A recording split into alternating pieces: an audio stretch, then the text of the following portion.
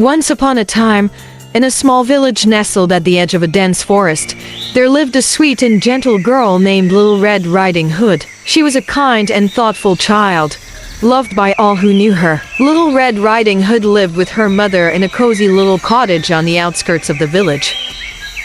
One sunny afternoon, Little Red Riding Hood's mother asked her to take a basket of freshly baked cookies and butter to her sick grandmother who lived on the other side of the forest. Little Red Riding Hood's grandmother had been ill for some time, and her mother wanted to make sure she had some nourishing food to help her recover. Little Red Riding Hood was excited to visit her grandmother and set off immediately, wearing her favorite red cloak and hood. As she walked through the forest, the trees towered above her, casting dappled shadows on the ground. The air was filled with the sweet scent of wildflowers and the songs of birds. As she walked, Little Red Riding Hood encountered a sly and cunning wolf. The wolf had been watching her from afar, his eyes fixed greedily on the basket of food she carried. He approached her, trying to appear friendly and non-threatening. "Where are you going, little girl?" the wolf asked, his voice smooth and deceitful.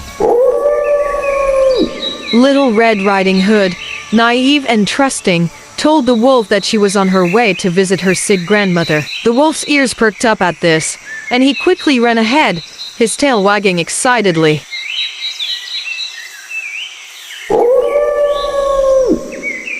Meanwhile, Little Red Riding Hood continued on her way, unaware of the danger that lay ahead. She walked for a while longer, enjoying the beauty of the forest and the warmth of the sun on her face.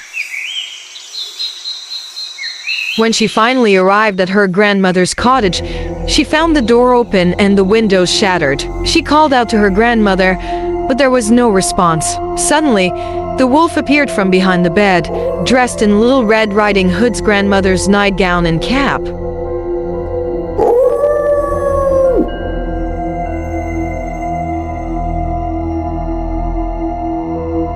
"Grandmother, what big eyes you have!" Little Red Riding Hood exclaimed, her voice trembling with fear.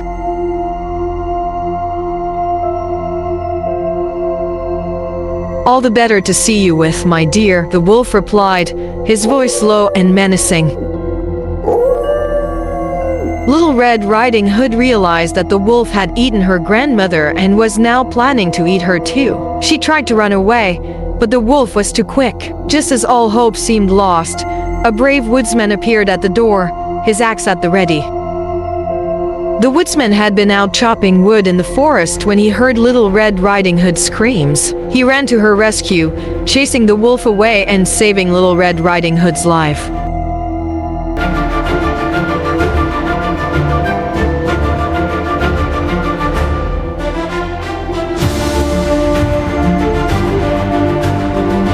Together, Little Red Riding Hood and the woodsman waited for the wolf to return, and when he did, the woodsman chased him away once and for all. Little Red Riding Hood was finally safe, and she thanked the woodsman for saving her life. As they waited for Little Red Riding Hood's mother to arrive, the woodsman told Little Red Riding Hood that she should never talk to strangers or wander off into the forest alone. Little Red Riding Hood listened carefully, knowing that she had learned a valuable lesson.